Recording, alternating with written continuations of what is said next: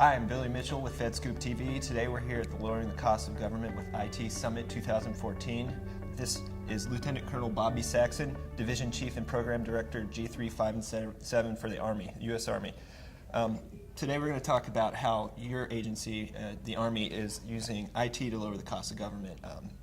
From your perspective, what immediate opportunities are there out there that you guys are leveraging to lower the costs with all the budget deficits?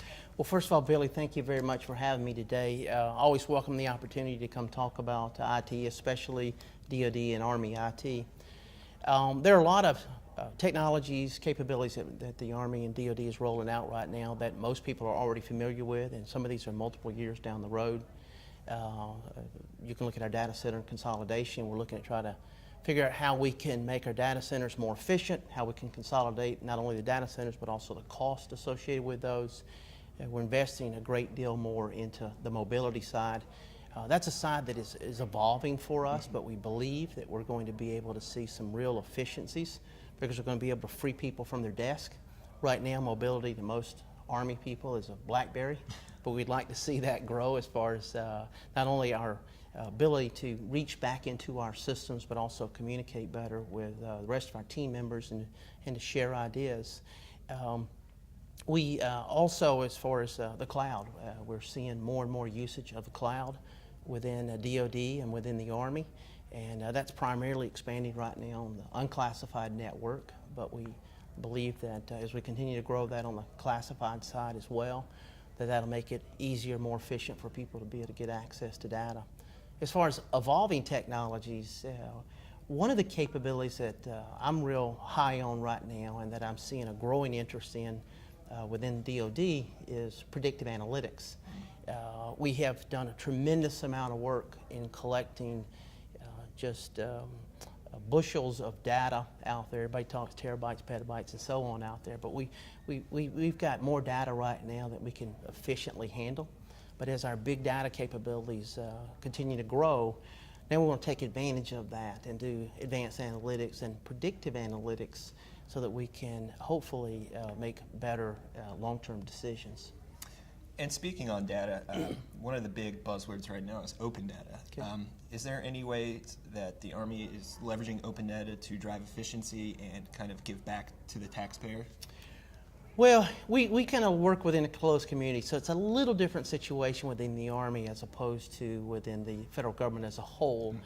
However, open data initiatives have got more and more people thinking about the advantages of shared access to data and collecting data once and utilizing it many times out there. So if there's real efficiencies that I'm starting to see, it's the fact that with big data systems and with open data, when someone has an idea and they need to accumulate data for that, previously the thought was, well, we need to start collecting that data. Now it is, let's find out who owns that data and see if we can get our hands on it. And I believe that'll end up resulting in efficiencies that will benefit the taxpayer. Yeah.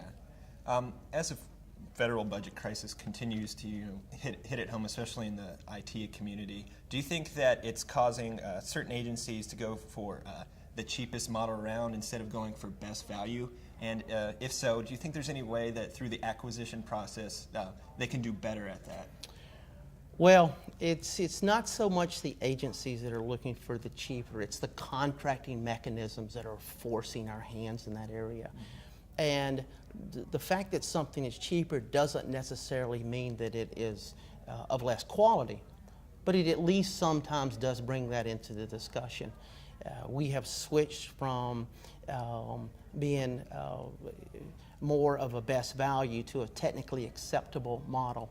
And that model, I believe, is introducing some risk, but I think we'll work through it. I think at the end of the day, the underlying theme is we've got to find better, more efficient ways to procure and to maintain, sustain our IT out there. So the effort is genuine. It's just a matter of how do we actually make it work.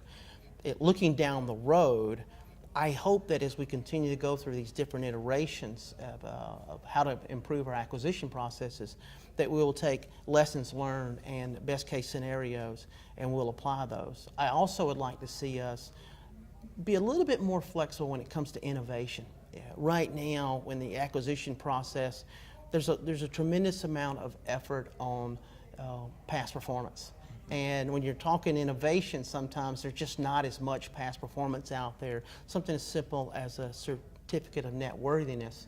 We have to go through a process when an application doesn't already fit the bill for that. And there's risk associated, because now we have to go find out if they will be qualified, if they will pass muster in order for us to be able to utilize them. So I hope we'll be a little bit more flexible with that, and I think as we do, then the government and DoD can catch up with the innovation that's happening outside of the government now.